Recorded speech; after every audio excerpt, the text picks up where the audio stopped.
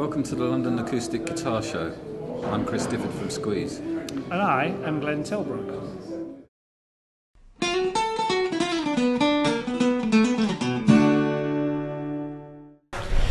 We're here with Chris Difford and Glenn Tilbrook from Squeeze at the London Acoustic Guitar Show. Welcome, gentlemen.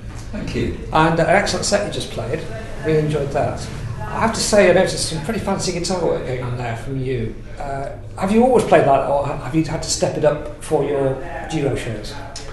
I've always been a shy guitarist. Okay.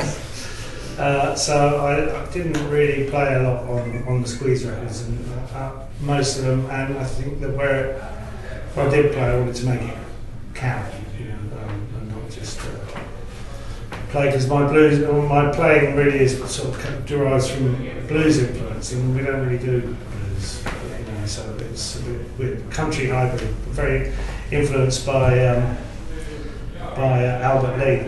He's sort of loved to be able to play like him. Right. Now, when you started the two of you writing together, it must have occurred to you one day that Chris would do the words and Glenn would do the music, which is the way I understand it's always been. Mm. Has there ever been a temptation to swap it round, or do you not, if it's not broke, don't fix it? I think as we get older, we've started to be more open about the discussion of writing.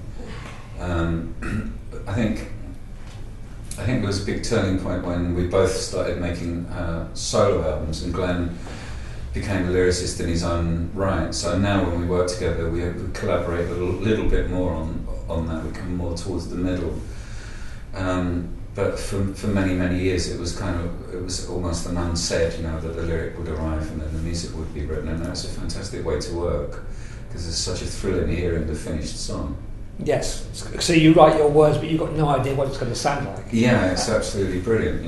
Waiting to get the demo. I remember in the days of cassettes, Glenn would pass over a cassette with like 10 or 12 finished demos on them, which would be the way the songs would probably end up, and it was all a thrill to stick it in the car and have a listen. I can imagine, yeah. But you haven't had that thrilling experience, I guess. It's not reciprocated because you get the words which are there, but then it only becomes magic when it's a song when you put it together, isn't it? That's the complete thing, but for me it was just it was a gift. I'd written by myself before I met Chris, but when I met Chris, his lyrics were so great and mine were not. So it was a privilege to have his lyrics to do things with, and really, it felt pretty natural, I think, for both of us to fall into those roles and to carry on. What was remarkable about it was that we didn't really even discuss it. It just felt like it was meant to be. Yeah, it just evolves that way because I guess it's natural, isn't it? Yeah. You play to your strengths. Yeah. Everyone does. Yeah. It's working, so there's no need to say, actually, I'm not happy with this, I'd rather do the other. Yeah. But no need for that at all. Chris, in an interview, you said that you love to play the acoustic guitar. What is it? Do you not love to play it? Yeah, apparently. Well, I do now. I used to be very shy of playing. Right. I didn't have the confidence to play. Electric or acoustic was a long time as a sort of, to be fair, sort of getting by, I guess. But I think around about 15 years ago, I suppose, I started to realise that actually it was something that I did all my life. I've got to get it right. It's like being a carpenter and only being able to put up shelves. That's not good enough. You've got to be able to do the full thing. So I sort of went back and worked on it, and particularly recently, I'm getting more and more enjoying it. Well, I was saying, on that subject, so I was saying to Chris just as we came in, his playing has been amazing. It's when when someone. I always think that when people change or improve, it's not like a gradual thing. It's like you suddenly walk through a door and there's a whole other list of options waiting for you, and that's what it sounds like with Chris is playing. It's really great for me to hear what he's doing now. It's lovely to play with. Does it feel more comfortable to you on stage knowing is it like a sort of security blanket for you? His guitar's there behind you, you can go off and do what you want to do? I very much feel that now, yeah. It's really, he's absolutely rock solid, and not only that, he's feeling it. He's feeling everything in the rhythm and the structure. It feels very natural now. Have you got a favourite acoustic guitar at home, or that you play on the road even? Yeah, I mean, one that I use a lot in the studio, I've got a 1930s Gibson acoustic, really small, I don't know what it's called. But, that's a lovely guitar to play, and I do a lot of recording with that. But the Avalon that I was using on stage, I love. It's become my number one baby. I've had it for 9 years, 10 years. And, you know how guitars just settle down. This one is just at the right stage now. It's lovely to play. They do sort of. I mean, somebody said to me, you don't actually play a guitar and it kind of plays you in. You know, you meld to each other almost. Yeah. And I believe that's true. Yeah. After a while, you get a feel for the guitar. Absolutely. You know, like the spacing on it is different to. I was using Taylors and Yamahas, both of which I've really enjoyed playing. I still do. But the spacing on the Avalon is slightly different, slightly wider fret, and I guess my fingers have got a bit porkier as I've got older, so it feels quite good. What about yourself, Chris? Have you got a favourite guitar, or are you just not too fussed? I've broken a bone over the years. Broken a bone in my scaphoid bone in my wrist, so having a smaller neck is quite important. And I play a Taylor 610, I think it's called, which is one of the original Taylors, and that feels great. But just recently I've been playing a guitar made by Jim Olsen from Minneapolis, and I first heard his guitars played by James Taylor, and I went to see James play, and I went backstage and met him and drooled over his guitar, and then I ordered one which took ages, for like a year for it to come through, and then I played it and I thought, why doesn't it sound as good as James's? And the reason was because I couldn't play like James.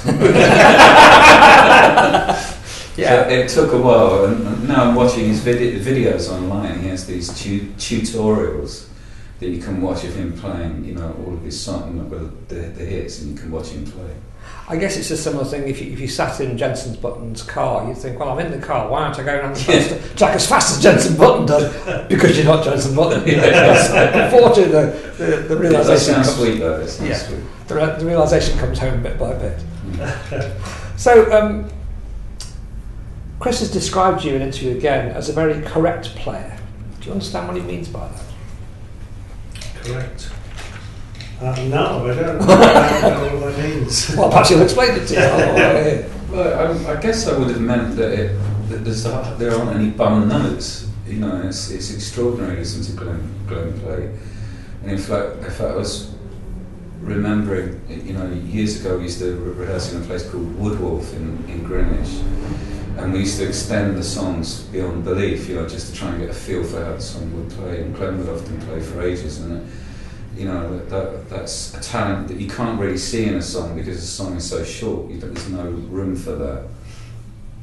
But you know, Glenn's got an incredible talent to play guitar, and I've seen it recently when I got married. Glenn played, what's that song called? Hercules, and it was just like, wow, you know. Made my day. Even after all these years, you can still be surprised by his playing. Oh yeah, absolutely. That must be exciting, I guess. It is exciting. I'd like, you know, I'd like the audience to feel more of that. I think we've got that in the band now. Yeah, we've got room to move. I think, from my perspective, having been a Squeeze fan for a long time, they're perfect. The perfect vignettes, they tell a perfect story, beginning, middle and end. And the guitar is just enough, not too much, not too little, just the right amount to make the song work. Is that how it feels when you put it together? That certainly has been what I've strived for when I've been doing guitar parts. I don't know. I enjoy jazz when it goes off on tangents, so I can really go with that as a musician, but really, when I make records, it's when Squeeze make records, it's about the song first, and then the story. And the guitar comes after that in terms of importance to me. So. You have to serve, although it's a cliche, you have to serve the song. Yeah, when you write, which, as I say, I think you do. Yeah. Even possibly to the detriment of what you might like to do. Can you maybe stretch them out on stage a little bit more?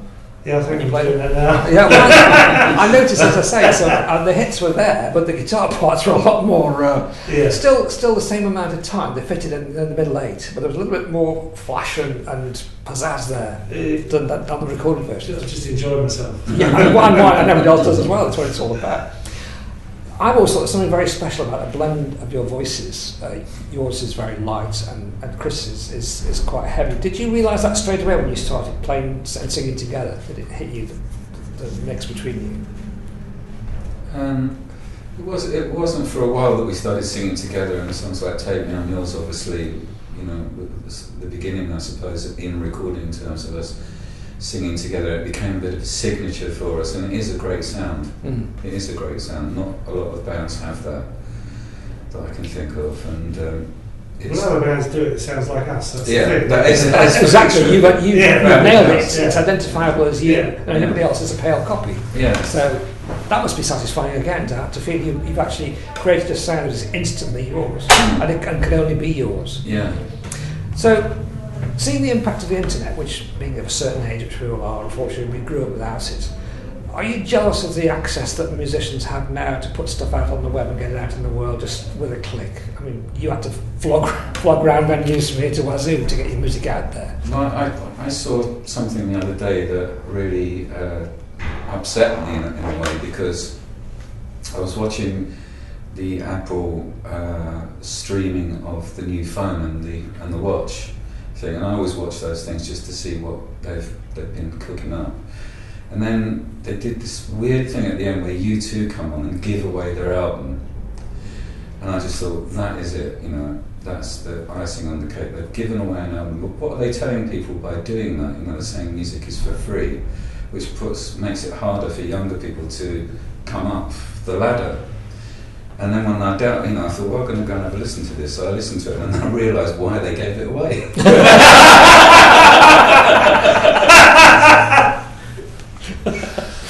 There's a second career waiting for you as a critic, I think, most definitely. It seemed like too much of a jolly marriage to me, and I just thought, oh God, something's got to be. It's a bit smelly. This.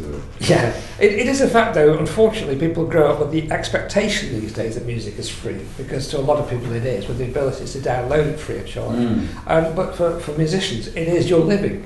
It is what you do, and you have bills to pay like the rest of us.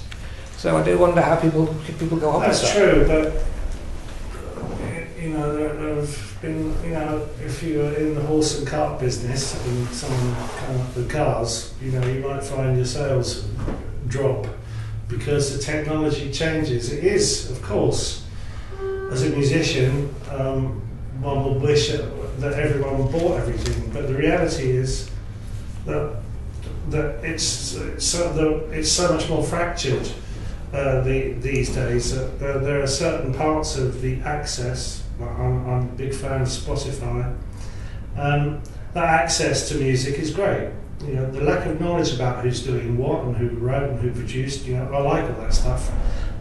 That's why I still buy records. But as far as trying stuff out, Spotify is fantastic. I suppose there is an argument, and I've had this conversation with various musicians who have started their career on the net, and Gabrielle Appleton's a case in point. Who's basically built a career on an initial internet surge, and then but she's now a successful recording and live musician, so she's still got there at the end. Yeah. I guess cream does rise to the top. There's that, and I think that people who like what you do, or people who come to you, want to help. Well, they want to help out. They want to support you. They want to buy your stuff. They want to help the career, and all that stuff is important to us. But I think the other thing about music is it's always been about reaching the people who aren't that interested in you. And I think that increasing those chances for us is a good thing. We weren't getting radio play. We weren't getting it on TV. But now the stuff is out there, and people can listen to it. If they can, people in the hall who just saw us can go and listen. If they like it, they might go further. I think that's great. Yeah. Let's talk a little bit about the writing process. Is it set in stone now, the way you write? Is the method always the same, or does it change? Has it evolved over the years?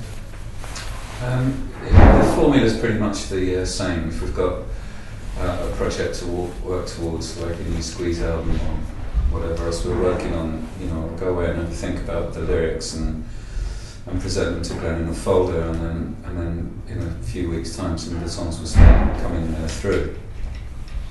So yeah, it's pretty much the same. Are you each other's quality control? I mean, would you turn around and say, I don't like that song, or would you turn around and say, I don't like that line, or does it not work that way? Yeah, we've had those discussions. I think more in this incarnation than we probably ever did before. But I think that's a good thing. That's a sign of our being in rude health as a relationship. I was going to ask you about your relationship, because it's had its ups and downs, hasn't it, over the years? Has it mellowed now to a point where you don't let things get to you that maybe got to you years ago? I think there's we've turned a corner, I think, in the last 5 to 10 years since we got back together and got Squeeze back together. The object of what we did at the beginning of this period of Squeeze was to kind of create our own museum of our past, make it sound great, and to repackage it, which Glenn brilliantly did with Spot the Difference album, where we played our own songs to own our copyrights. And by turning that corner and by playing to audiences a really fantastic new set with new songs in it as well as old songs, it brought back some work. It grew some new confidence in our friendship, I think. Mm. Because it would be a tragedy after, particularly the production of music that it's made as a friendship. It would be tragic if it just all disappeared over a fallout, wouldn't it, really? I'm speaking as a fan. I would hate to think Squeeze wasn't there anymore, but that's just me being...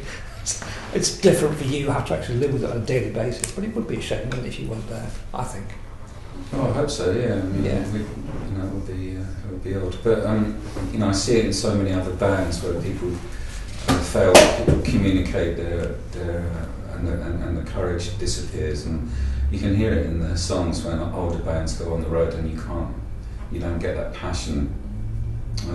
But Glenn and I think, particularly feel that there has to be that passion in music because we've got so much of it. Yeah, that's a great phrase. The courage disappears. That's exactly what it is, isn't it? Some bands just don't want to do it anymore, but they struggle on, and maybe they shouldn't. Yeah.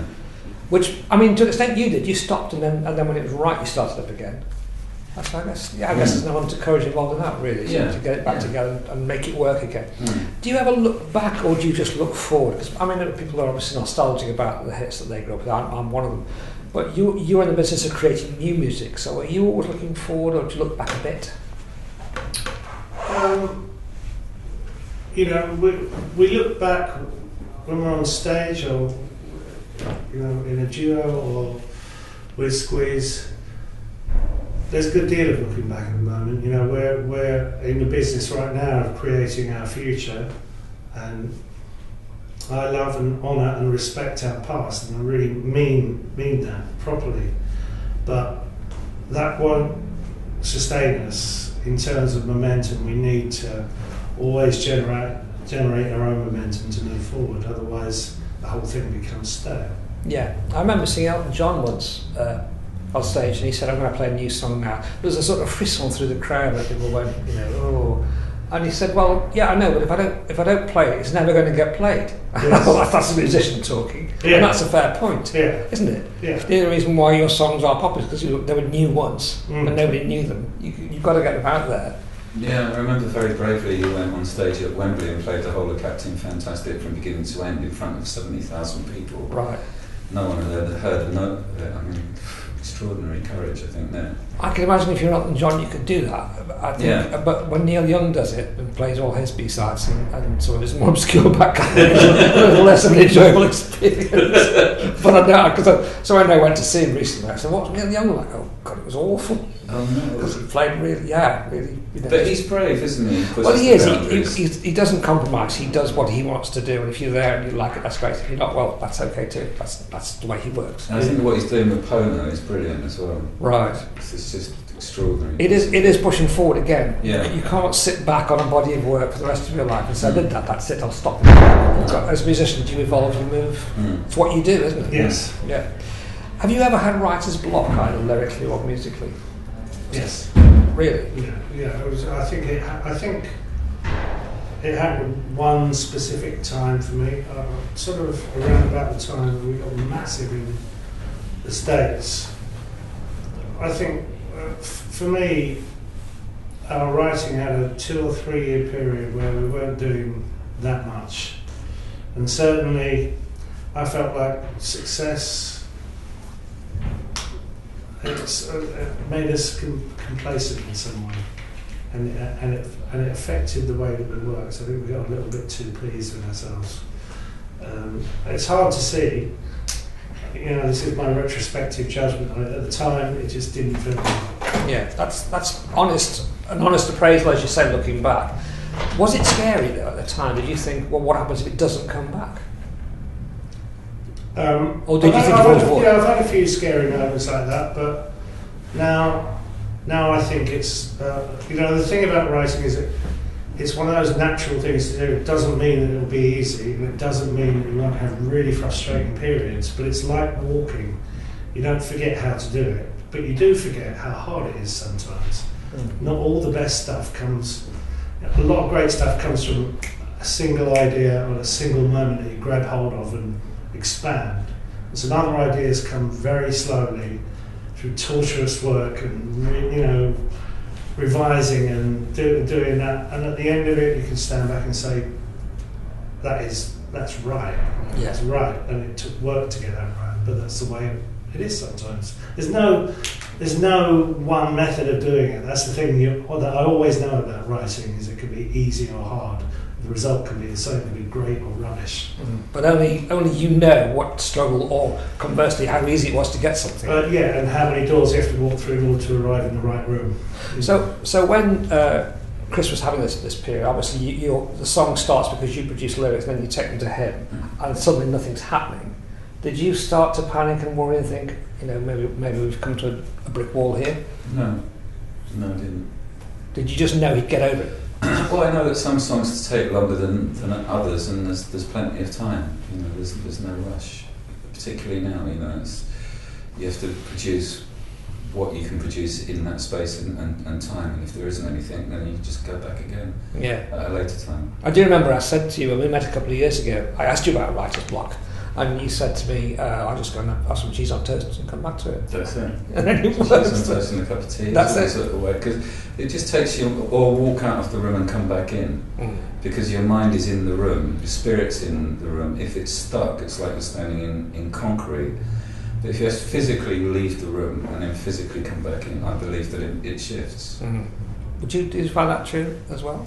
I was thinking that just on Friday, I was doing some recording in my studio. Between every take, I went for a bike ride. Right. Yeah, so literally, I was getting myself out and going around, cycling, coming back, doing it, and going out again. I guess you learn the methods that work for you, don't you? You learn what works for you, particularly as a musician. Yeah, as a writer. And as Chris was saying, sometimes you just need to change the environment, clear your mind. Yeah. Go back and start again. And I guess the trick is not to panic, because the more you panic, the more you tense up, the worse it gets. And that comes with experience. I think. I mean, I would never. I can drive myself up the wall, but I don't panic about it. I know what's at the other side. Yeah. I know it might be hard to get there, but I know I'll get there. What's the next immediate project for you, gentlemen? What are we doing now?